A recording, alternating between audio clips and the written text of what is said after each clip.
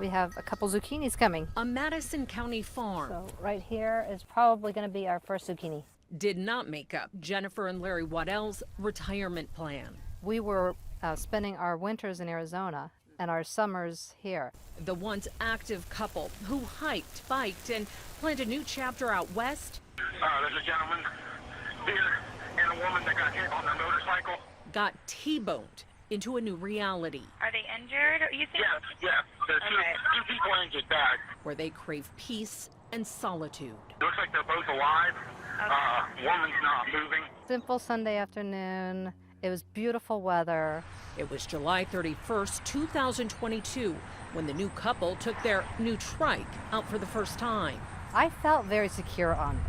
I mean, it had armrests and everything, so I felt like this in a chair. Deputies say Jeffrey Roberts was out too, with a blood alcohol level of nearly 3 times the legal limit.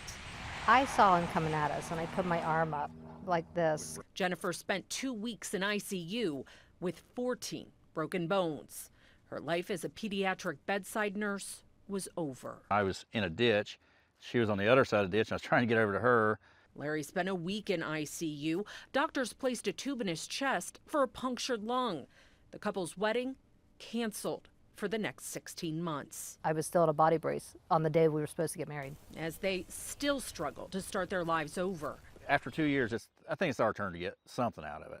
They tell me their case remains at a standstill. A couple different people have told us you'd be better off if one of you had died. Yeah.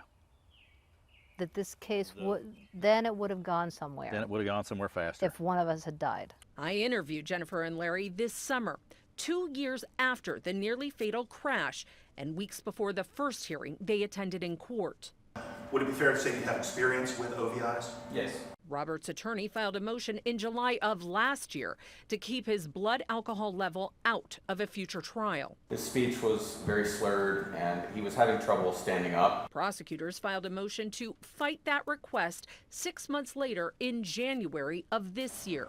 After the accident, he was given a thumbs up by somebody laying on the ground, and that gave him the justification to drive away. This hearing held 6 months after that. Who else was in the room? There was a hospital security guard, my sergeant. I don't think there was anybody else there. It was 2 years ago. That's the people that I recall. It's been 2 years. There's things I can't remember. So I'm worried about the witnesses and stuff. According to the Ohio Supreme Court, the aggravated vehicular assault case against Roberts is 16 months past the point it became overaged. The state Supreme Court tracks overaged cases for each Ohio county, giving common pleas court judges a guideline of 6 months from indictment to bring all criminal cases to trial.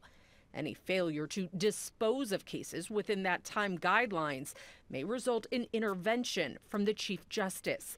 Franklin County Common Pleas Court has a higher rate of monthly overage cases compared with other courts its size. So far this year, 29% of the adult criminal felony cases in Franklin County are overaged, compared to 14% in Cuyahoga County and 26% in Hamilton County. Last year's average in Franklin County, 34% and 36% in 2022.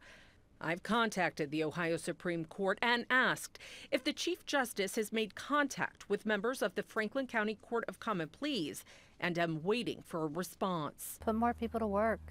Hire more prosecuting attorneys. Yes, we pay our tax dollars for this. Until they see justice. Come here, baby girl.